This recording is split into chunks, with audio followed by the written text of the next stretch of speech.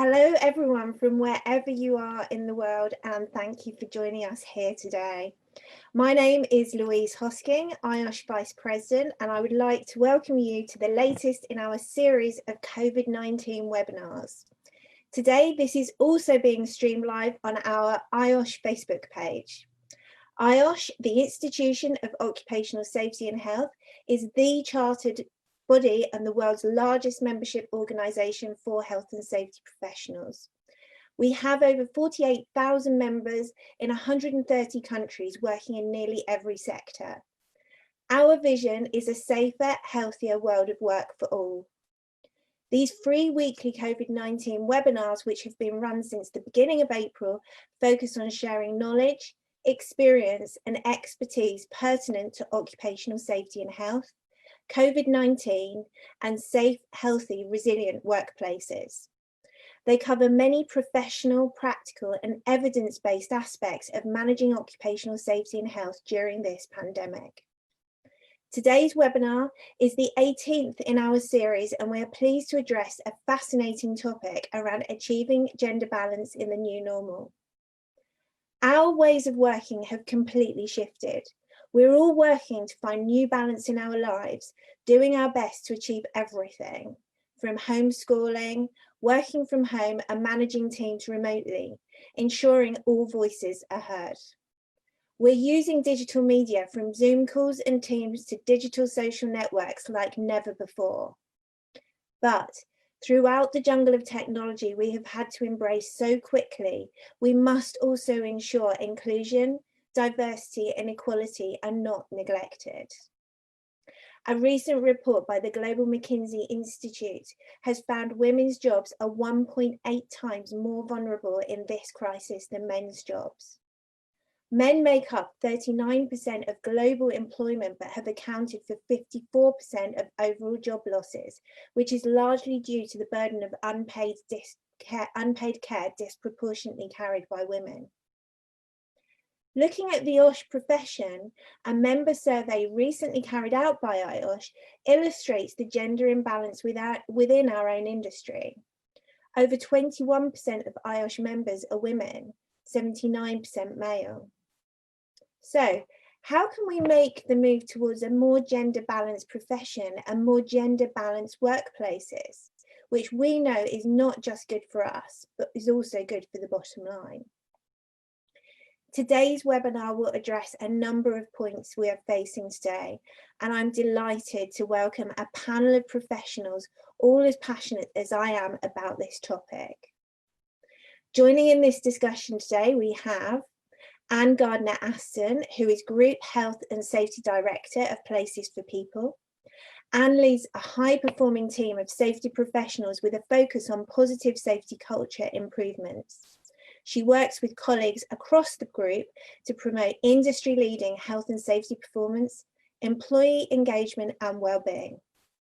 Next is Kizzy Augustin, who is a partner in the fraud and criminal litigation team at Russell Cook and leads their health and safety practice in London. She is committed to promoting gender diversity and mentorship within businesses. Kizzy regularly hosts a number of events for women in law and women in health and safety in order to highlight and address gender imbalance in the workplace.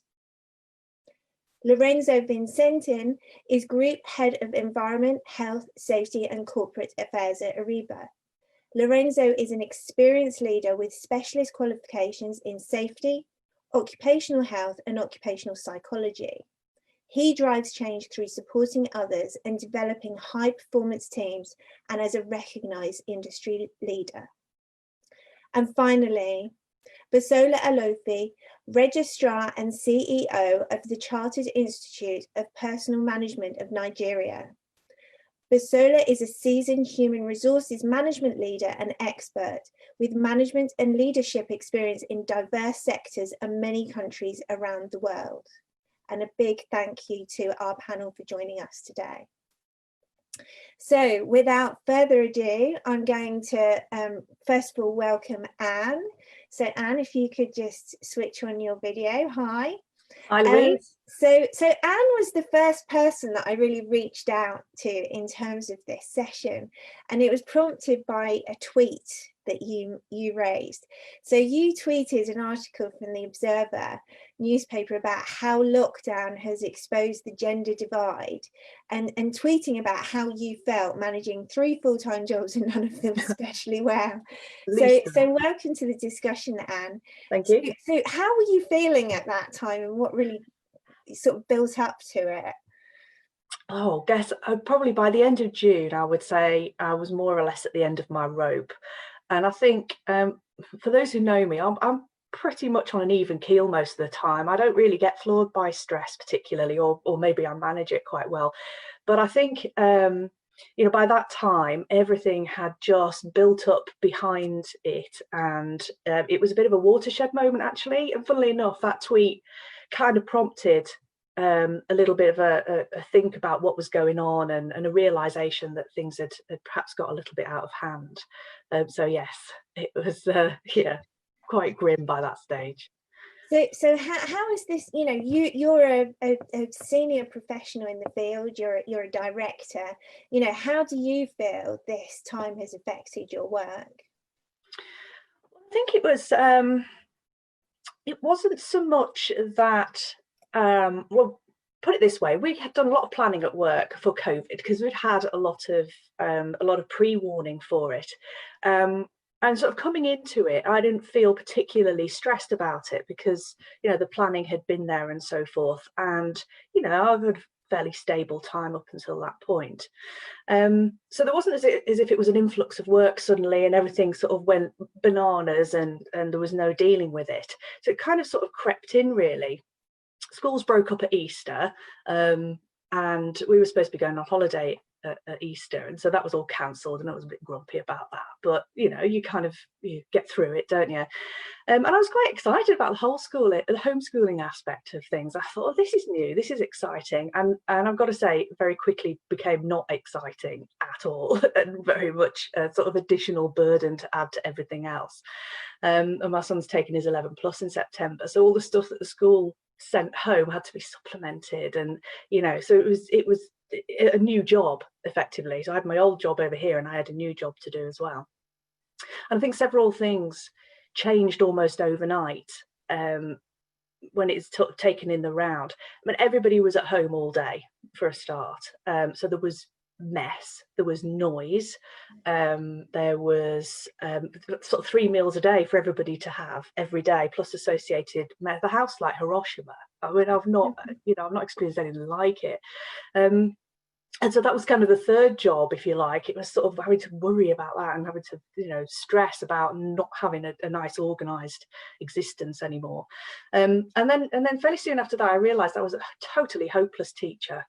Really not cut out for it at all, and maximum respect to teachers from here on in. I've got to be honest. I have no patience, and it was a disaster almost from day one.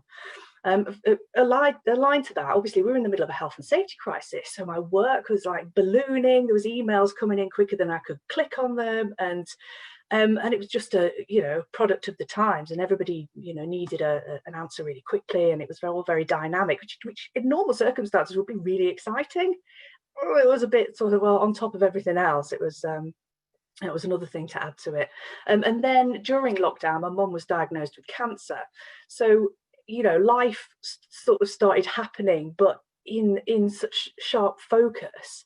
So, you know, I became a sandwich carer then, which I think a lot of people our age do become, don't they? So I had a small child to look after, a 9-year-old, and then, you know, my mum also needed some care and attention and taken to hospital appointments and so on. So yeah, so it all sort of kicked off all at once, and trying to organise so very many disparate things was really quite difficult, and those individual components, I suppose, all knotted together in like a great big ball of stress string. And so it started affecting me physically, as you might imagine. I lecture people all the time about well-being. You can cope with stress for so long, and then suddenly it starts manifesting itself physically. So I was having panic attacks. I wasn't sleeping particularly. I've never been a Sunday night stressor about work ever, quite good at compartmentalizing things. But by Saturday afternoon, I was already anticipating Monday morning, and it was so unnatural.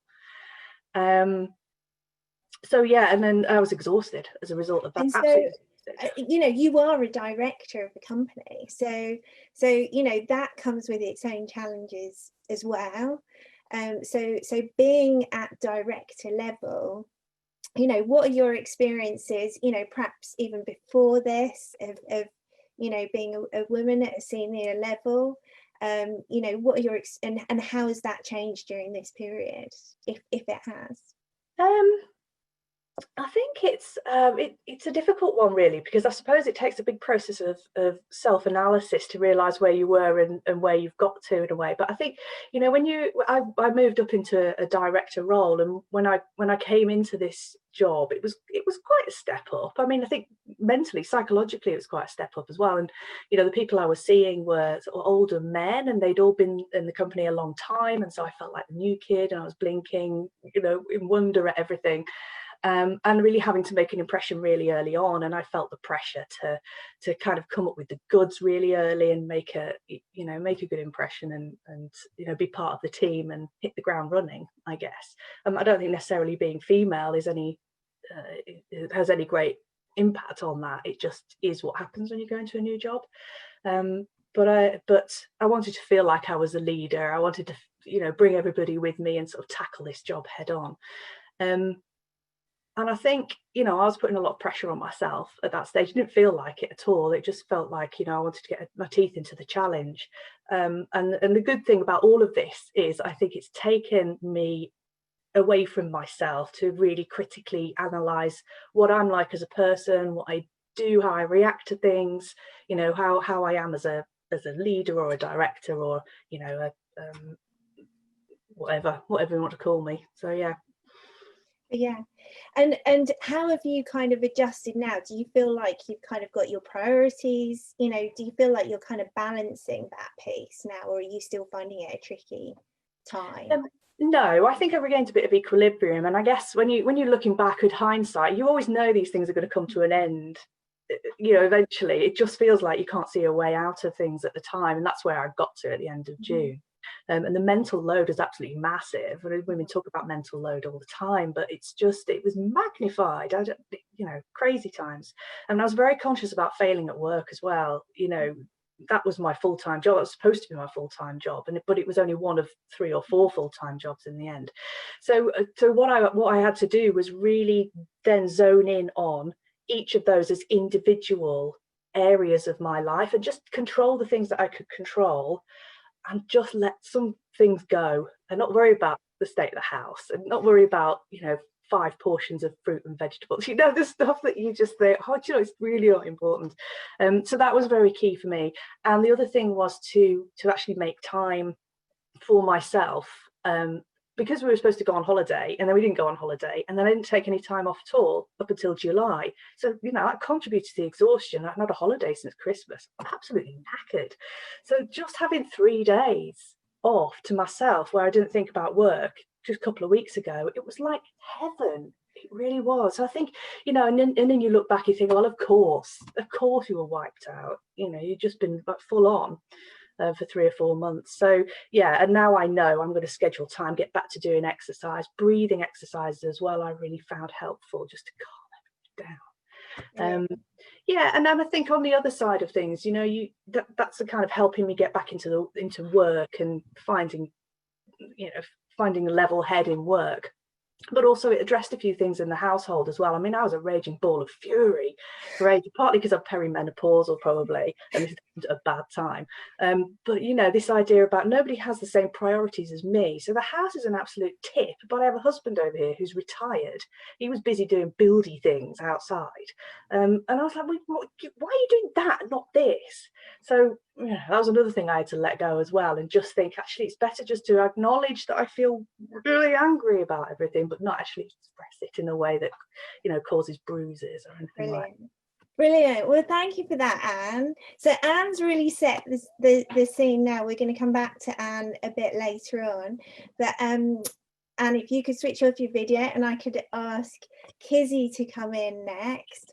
Hi, Kizzy.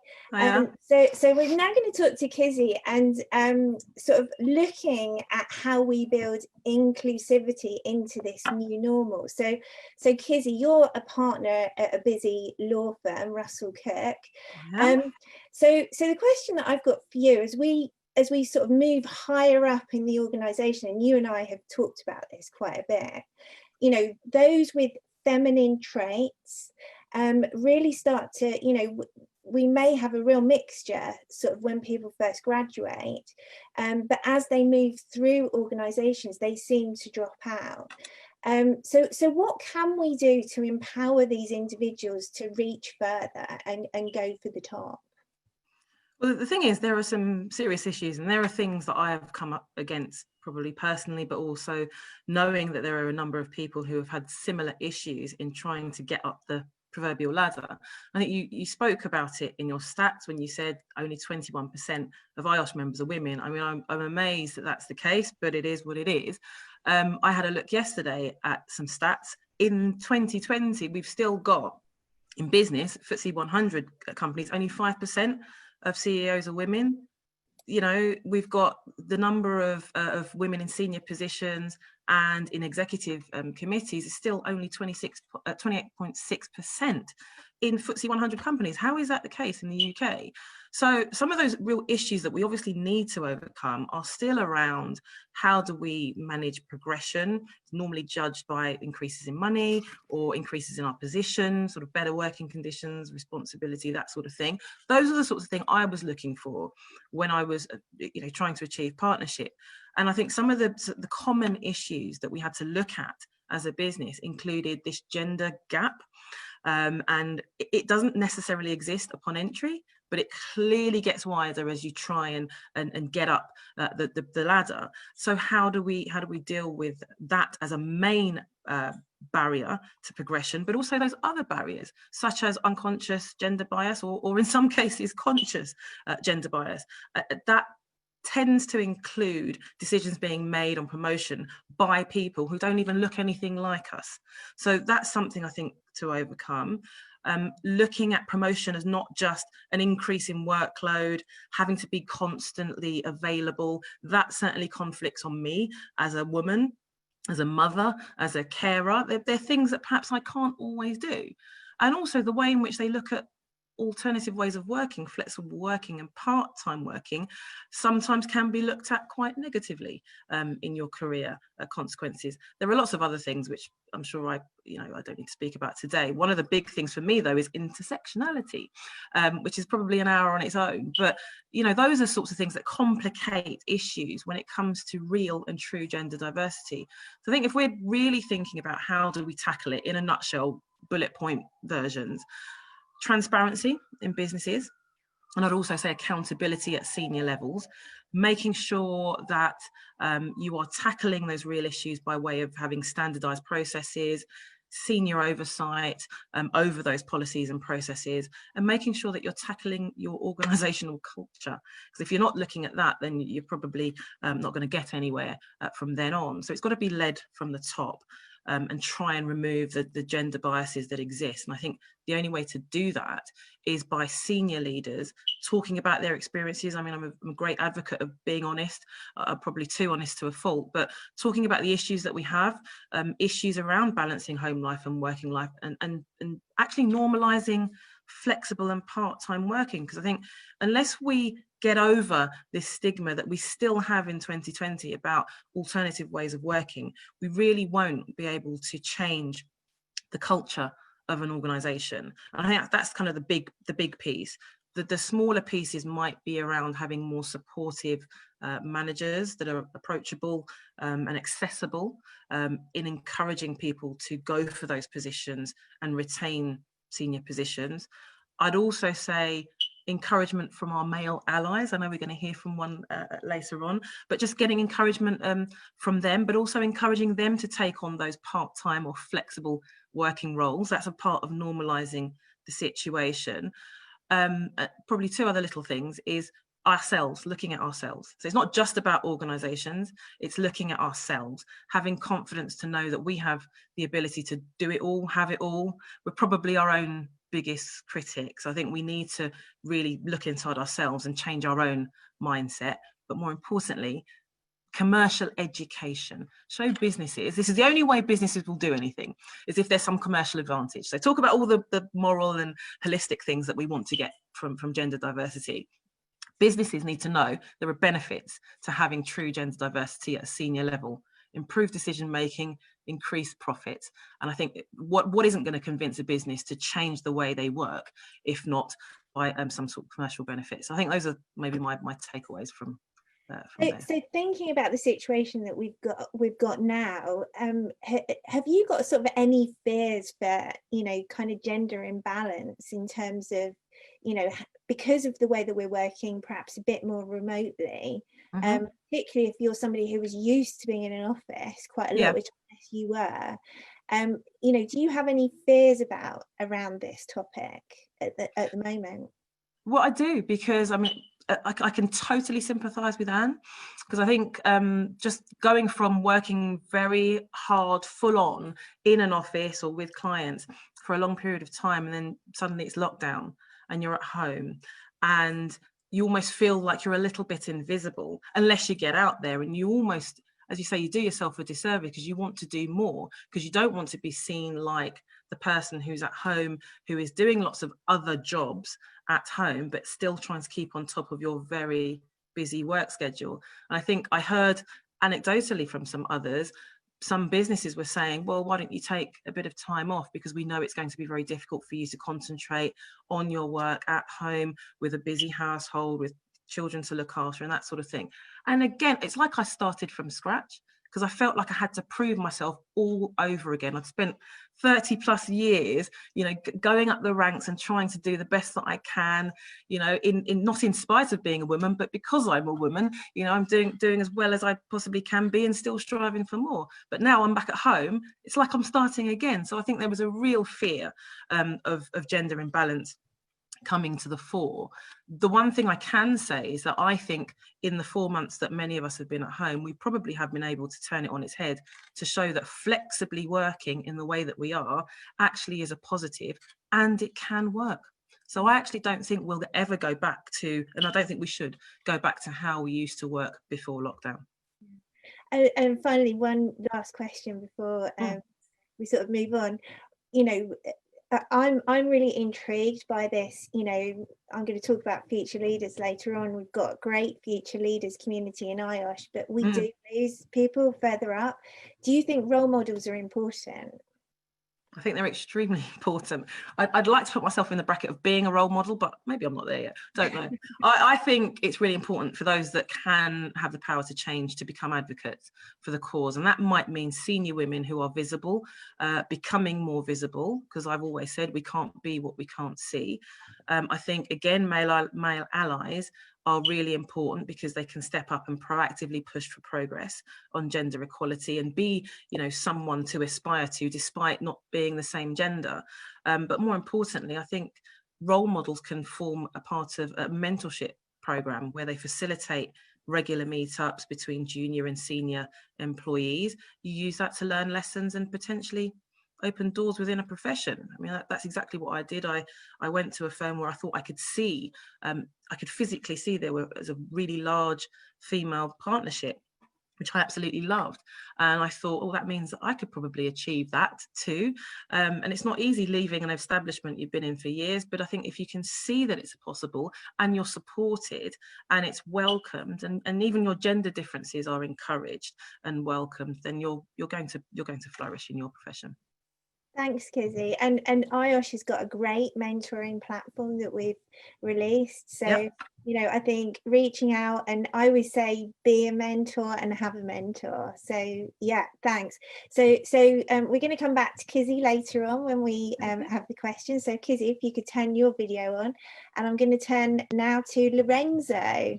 So Lorenzo, if you're there, hi. Hi Louise, hi everybody. So Lorenzo, just sort of as a start off, you know, when we've been talking, you're very passionate about this topic of gender equality. So do you want to sort of just talk generally about your role and how you came to sort of, you know, take on this mantle, if you like? First, taking on the mantle, I think, is a very grand way of saying spotting an untapped need and demand, and that's part of basic risk management, to identify those hazards and do something about it. And I'm really pleased so far in the webinar we've talked sometimes about women and men in terms of sort of biological gender, but actually, Louise, you've repeatedly referred to feminine trait and masculine trait, and I think that's really, really important as we explore this issue, that it is not necessarily confined to biologically sexed women or biologically sexed men.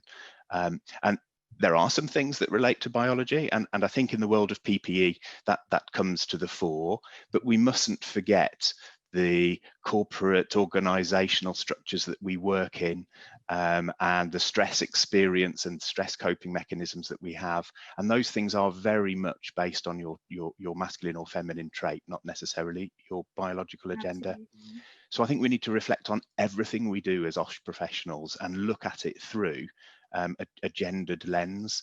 And it's very easy to say that gender neutrality makes things equal. Well, actually, that probably disadvantages women more often than not. So as professionals, we need to move to gender sensitivity in our responses to controlling safety and health needs that aren't necessarily absolutely gender neutral, because we are doing a disservice to the difference of the genders that way. So just talking about, everybody's talking about PPE at the moment, so, you know, let's talk about PPE. What are some of the experiences that you've found around PPE from your sector? I think some things predate COVID and the pandemic, and some things the pandemic have helped to bring to the fore. So a really good and traditional and unresolved issue is that of safety footwear. A small man's size with pink laces does not make female safety footwear. It's not physiologically, it is not a physiologically specific shoe. And it goes to the root of the manufacture of safety footwear. In fact, all footwear, and the wooden lasts, the mold that shoes are made on, are sized to the average male. Worse than that, it's the average male from the 1950s. And if you think about that critically in your selection of safety footwear, it goes some way to saying, well, I'm a size 10 in a shoe, but I'm a size 11 in a boot, and really I quite fancy a 9.5 when it's a Wellington. That's because we're using something that is over 70 years old to fit the modern foot. And absolutely, biologically, physiologically, a woman's foot is a different shape from a man's foot, and we need to respond, because what happens is a woman worker doesn't feel safe in that safety footwear, and she may not wear it. And now all of our controls are going out of the window because we are not gender sensitive. Yeah, absolutely. And that's a long traditional issue. And we could probably have a whole discussion on that. I'm sure. Well. Definitely. So in working hard to sort of, you know, one of the things that we find, and I think, you know, Kizzy and Anne have talked about this really eloquently, you know, some of the sort of more feminine traits are, you know, if we're striving into more senior roles, is to be helpful.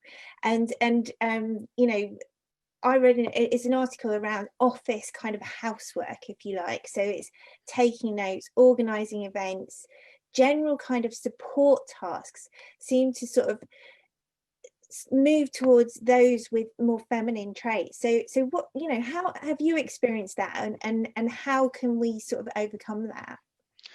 There's a real challenge here, because those things are really helpful to, for example, making a meeting work as efficiently as it can, but they really reinforce a subservient, inferior role. But it's not as simple as that. In a corporate masculine organisation, it's probably expected that the woman with the notebook who attends the meeting is receptive to the idea of taking notes. Well, a really good thing a male ally should say to a woman, senior exec, is don't bring a notebook into the meeting room, because there will be an expectation. What really confounds this is if a man did that, He'd be seen as going the extra mile, being particularly supportive, being a team player. Wow, he actually thought about doing the coffee order.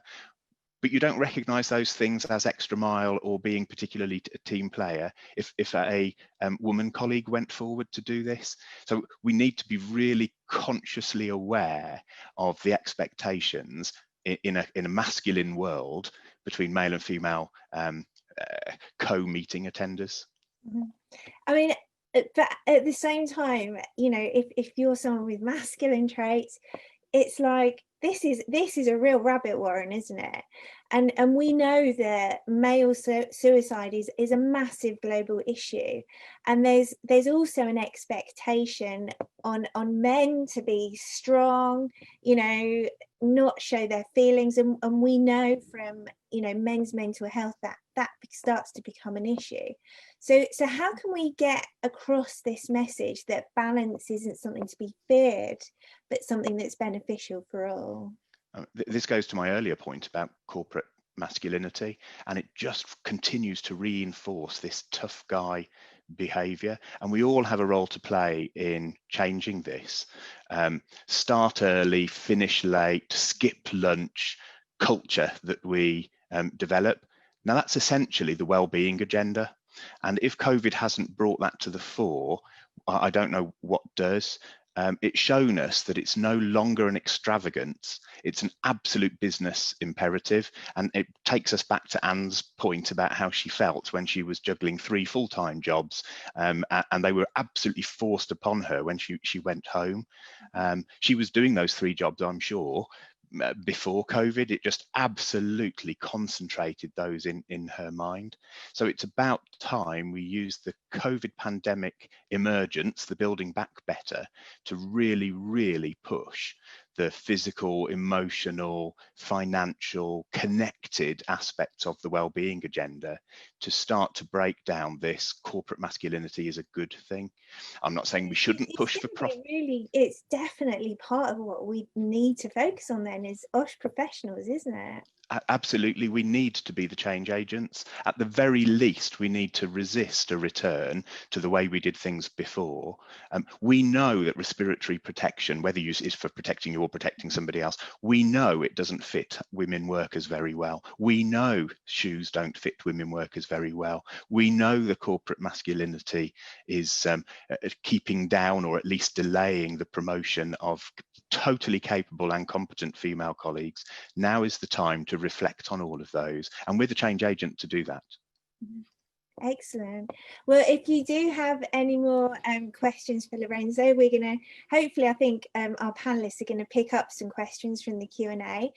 Lorenzo, if I can ask you to switch off your video and bring in Basola now, who's joining us from Nigeria. So hi Basola, if you can, you're on mute at the moment, so if you could also unmute. Hi. Hi, Thanks for joining us all the way from Nigeria. So you're welcome.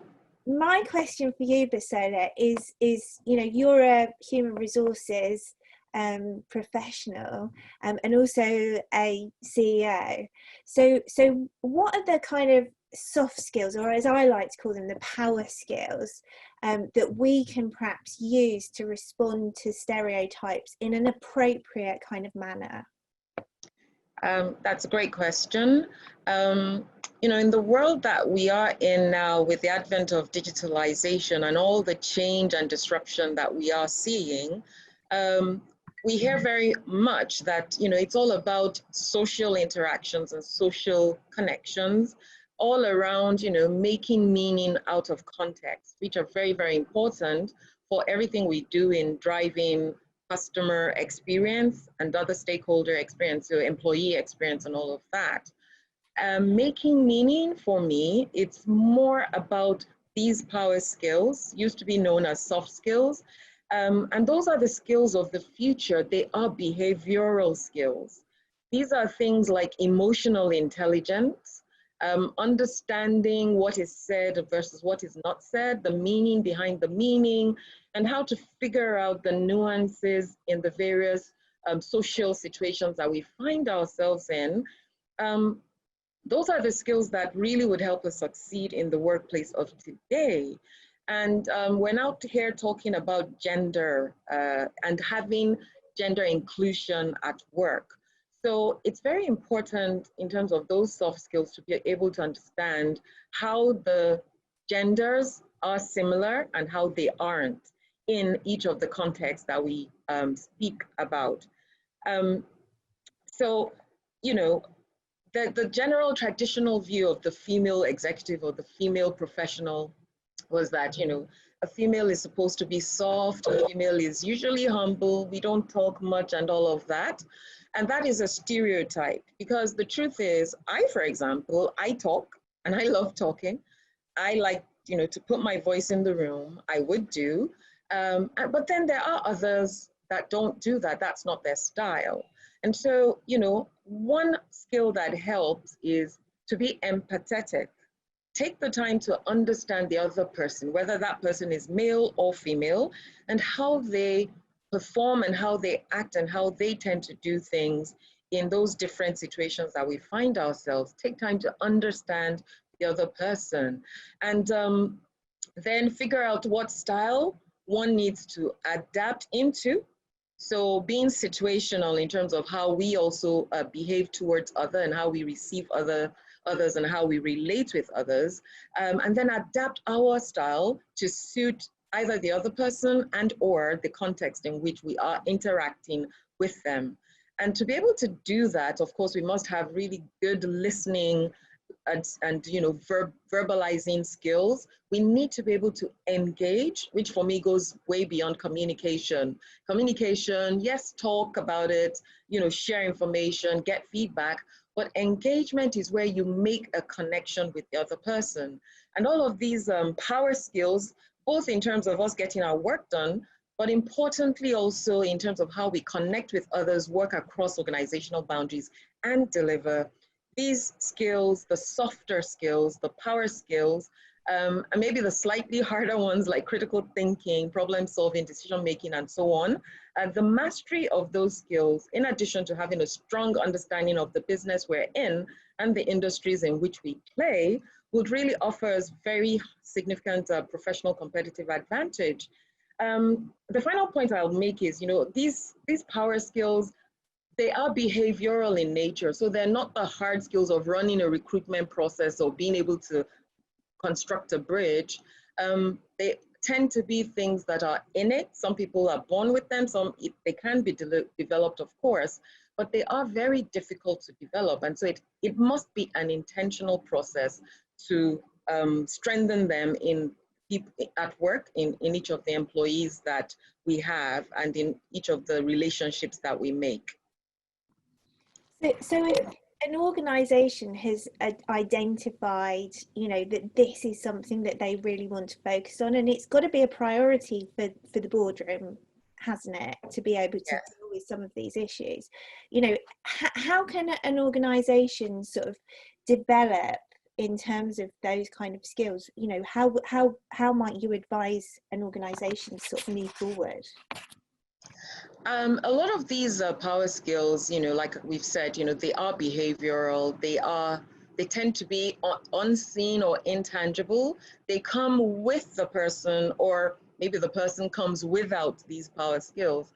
But essentially, they are developed through life experiences, being thrown into the situations where you need to make meaning out of a context, where you need to understand what is not said in the room, but critical for the decision you need to make or the action you need to take. And building those skills, they get developed, you know, through having conversations with other people, discussion, you know, debates in which you challenge each other's positions. I mean, of course, respectfully, but really to understand and empathize and figure things out towards, you know, kind of joined up decision making and joined up action. I see these as things that happen to us every day in life. So organizations that really want to strengthen the power skills in their people, I would really recommend that we create development programs that throw people into those kinds of life experiences. And I mean, workplaces and the things we do every day are bound with, you know, a lot of richness for creating those kinds of activities and group interactions. Historically, a lot of learning has tended to be content focused, but, you know, we moved into a world of blended learning where some of it was, you've got a real life project assignment, a business challenge that you need to do, particularly in leadership development programs.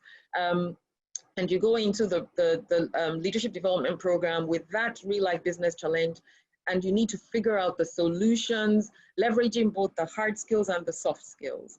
So blended learning type interventions and activities at work that force, in quotes, social connectivity, that force those discussions and force those debates and force the challenging context and situational awareness, as well as organizational awareness, towards being able to take the right decisions in the best interest of the stakeholders and the company. Those kinds of learning interventions, really creating them would help.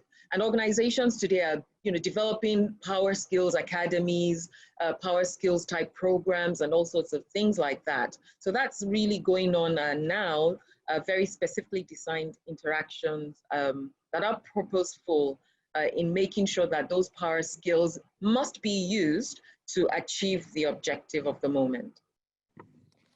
And just as a last question before we go to the questions in the Q&A, you're in Nigeria. We've had some IOSH has had some massively successful conferences with you guys over in Nigeria, and there's women there that have got incredibly, you know, they're in high level positions. What kind of challenges are unique to where you are? Because I'm sure that we've got people from Nigeria on the call at the moment. Sorry, what kind of challenges are what are the challenges that you've, you know, particular challenges that you've faced in terms of Nigeria and how you've been working? Any particular challenges that have stuck out? Well, I mean, the challenges are kind of similar to what everyone else across the world has been facing with regards to the COVID-19 pandemic and having to cope with a lot more workload, because it's a 24/24 kind of day now, almost. People complain about, you know, I get calls at any time. My bosses think, you know, I should be on call 24/7. But the truth is, you know, there's the need for self-mastery and being aware of how much one can handle, and then kind of figuring out how one plays. So, for example, I am not an early morning person. I just don't like early mornings. There's a medical reason to that, but there's also how I am, what my DNA is like.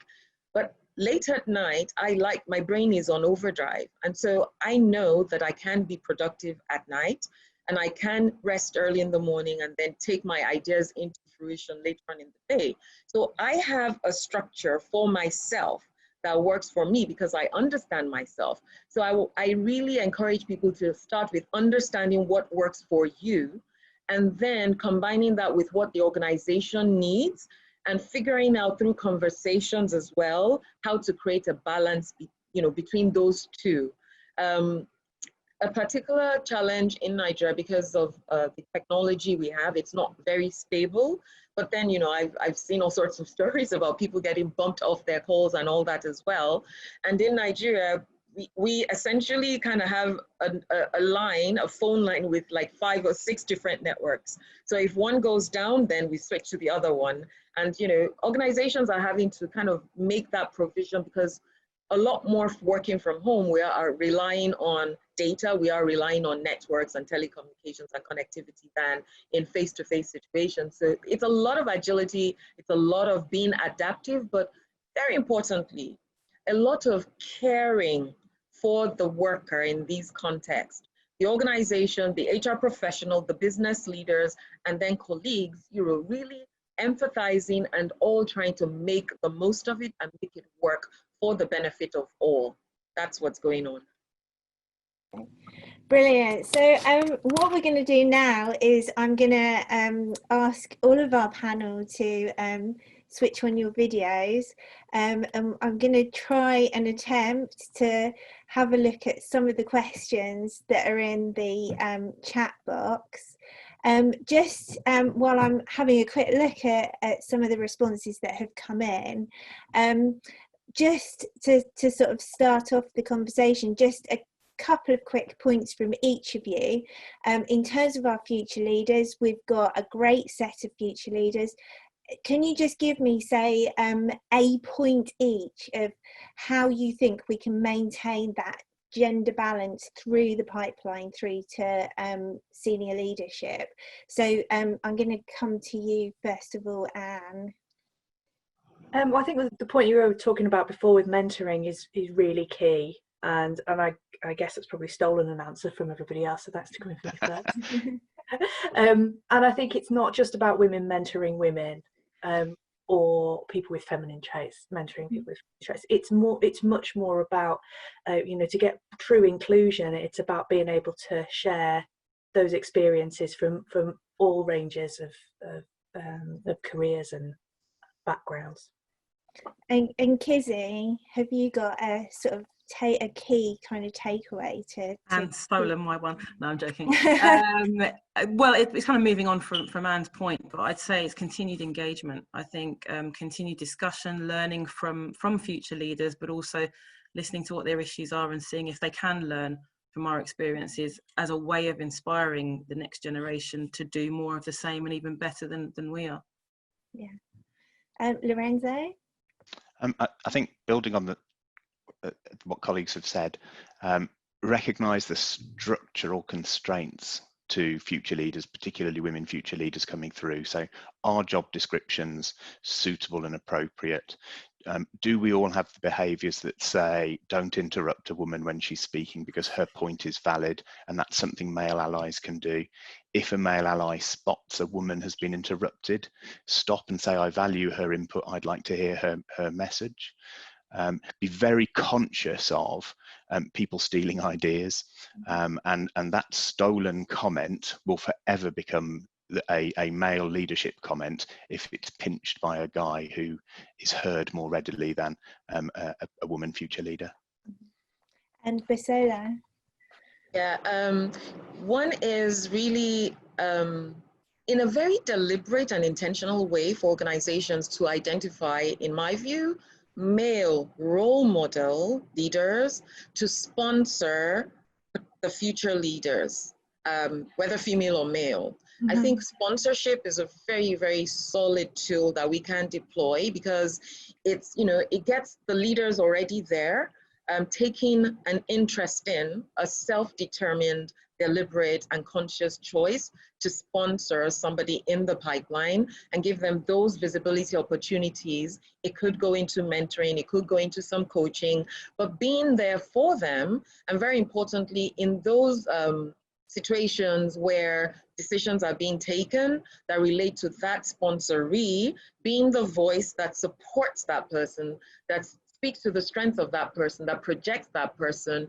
Organizations can actually create sponsorship programs that do that for the broad base of future leaders. I think that will make a great impact. Fantastic.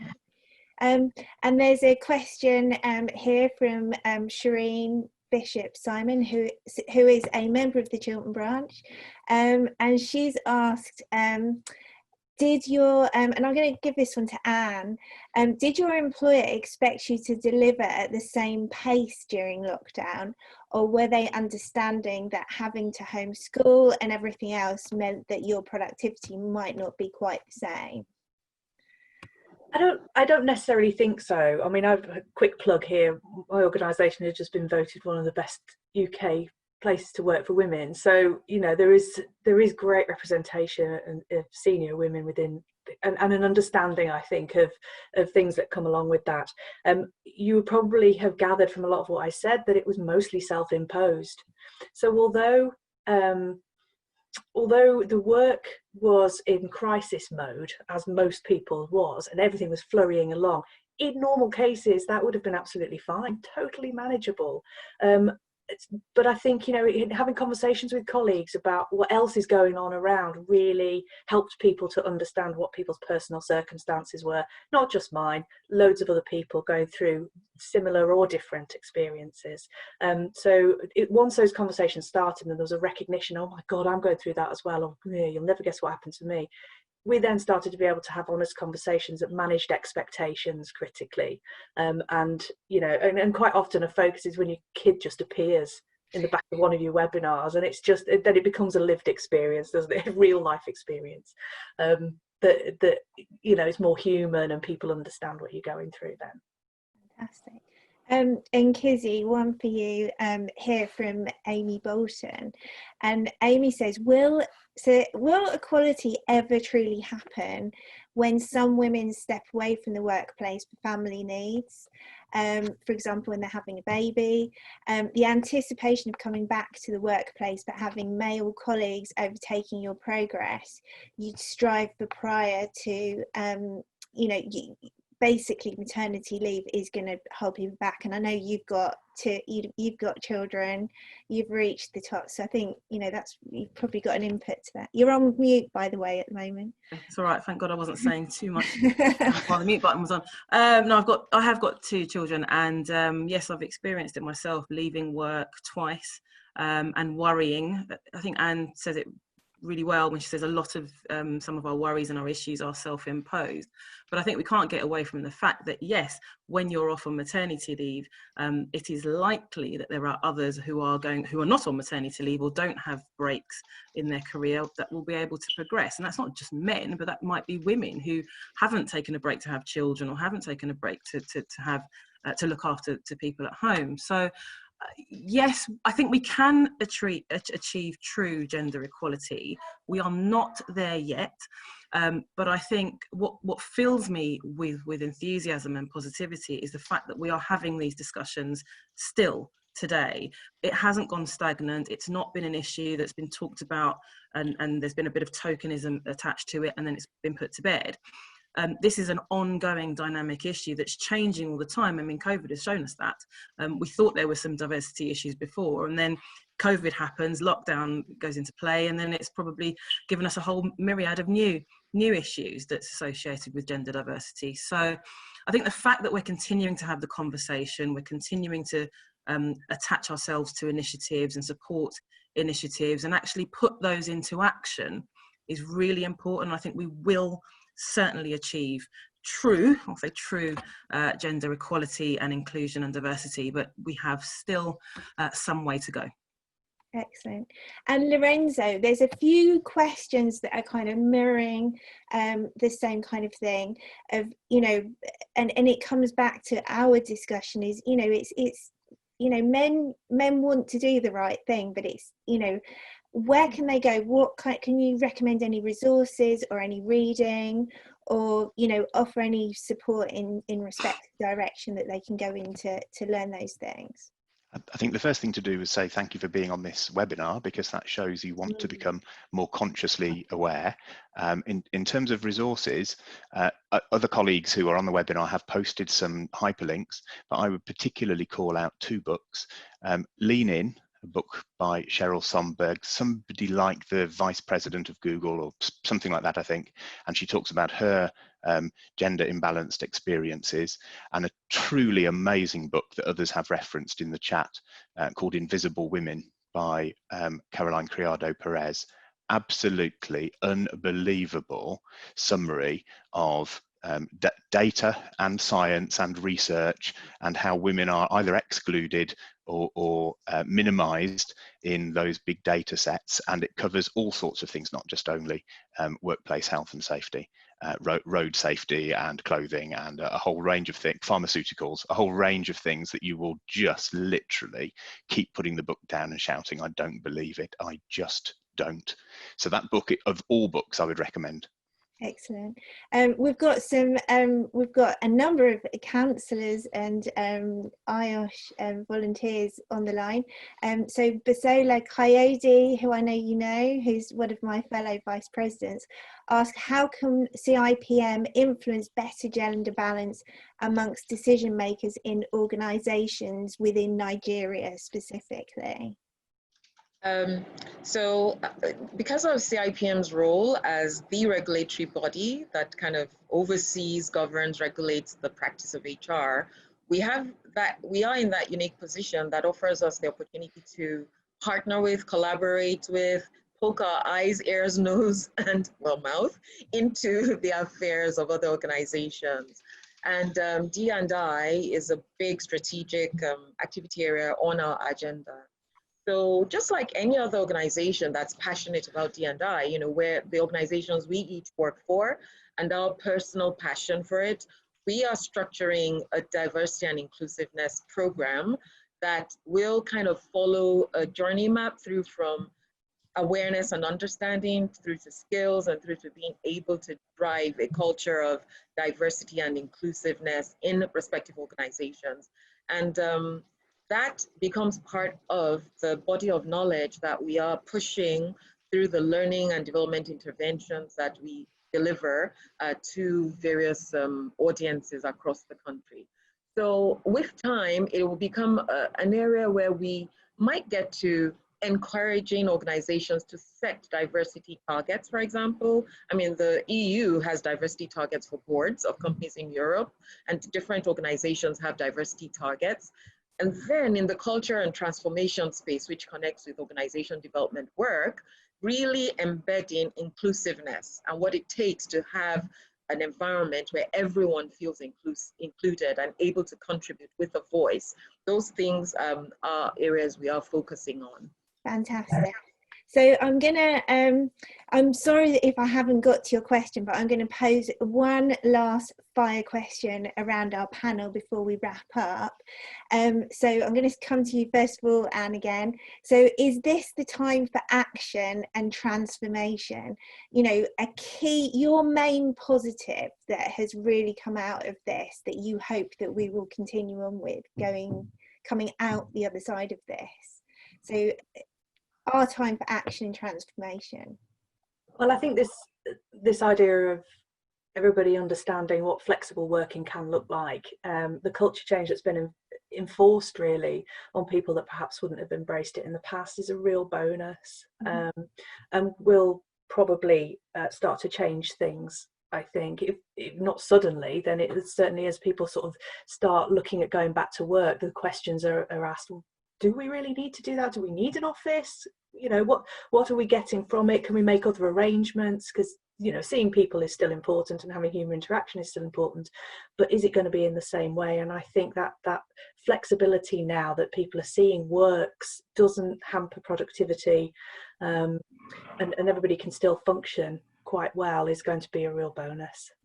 And Kizzy, can I come to you and ask you the same question? So that you're sort of positive to take away. Positive takeaways is I think this will result in action, as I said before. I agree with Anne in terms of flexible working and normalising it. I think we will be able to see this as a normal way of working from now on. But also it's encouraged us to communicate more, firstly within our own families. I mean, very often I'm not even at home before the kids are in bed. So I've been able to spend more time with them and not feel so guilty anymore, because I can actually achieve a bit of a better work-life balance, but also easier communication with my colleagues through the ease of Zoom and Teams when it works. It's just encouraging us to keep in touch with each other and stay relevant and be a significant part of our businesses, which is something that I think us as women, we probably suffer from, thinking that if we're away from the office, we become less significant and less visible. And Lorenzo, same question to you. I think I can only build on what Anne and Kizzy has said.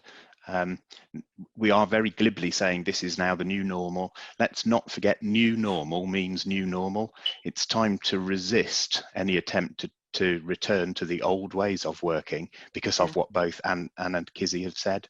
And I know we recognise the future leaders as a distinct group of people that we need to support, but actually we're all the future of the OSH profession. So we all should be doing something to drive forward change. Amber Sola, one last comment, the last comment of the session. Yeah, thanks. Totally agree with my friends on the panel, and really, really good contributions, great contributions and insights. I want to say that the time for action it's been there for decades, and there's been a lot of progress in the space of diversity and inclusion. And I think as well, I agree with Kizzy that the COVID-19 pandemic has just kind of kicked us all into that future. It's the world of work today, and I really also don't think it's going to go back. So we just need to keep going forward with the agenda on D&I. And whilst, today we've talked about gender, but it's, it's bigger than the gender conversation. There's the disabled, I call them specially people with special abilities. We've got the generations in the workplace. There's different dimensions to D&I. And I really think a holistic approach to it will go a long, long way in helping organizations become stronger and tap into the value that we can get from all the different types and kinds of people that we have in the workplace. So keep going with the actions is what I'll say. We're going to keep talking. We're going to keep talking. Well, thank you to everybody for that. I am going to start to wrap up. But just as my closing really is, as OSH professionals, we create strategies to lead on health and wellness as well as safety. Businesses are opening their doors to us right now like never before. But it is clear we need to consider our own habits and our own behaviours, whatever our agenda. New Zealand Prime Minister Jacinda Ardern, she really talks of this, and she absolutely talks around how we need to have this gender balance and how we don't constantly need to be chipping off each other.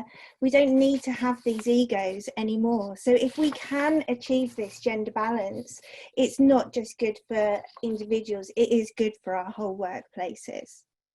So just as a wrap up from me, I'd like to remind you again that IOSH has its own COVID-19 resources, which are up there on the screen, with advanced guidance, returning safely to work.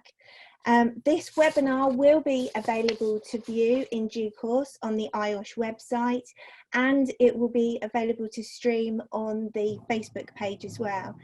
Thank you so much to our impressive panel for today. Thank you also to the almost 200, we've certainly had 200 on the webinar today for attending. Thank you to Dimple and the IOSH team behind the scenes. And I just also wanted to say a very brief thank you to Sunita, who's our presidential team coordinator. You might be in the background, but you're always front and center for us, so thank you. These webinars are every Thursday. Please do keep an eye on the COVID-19 webinar pages on the IOSH website, also on our LinkedIn page for further details, and please do tune in next week. So until then, please keep healthy and safe, and thank you for attending.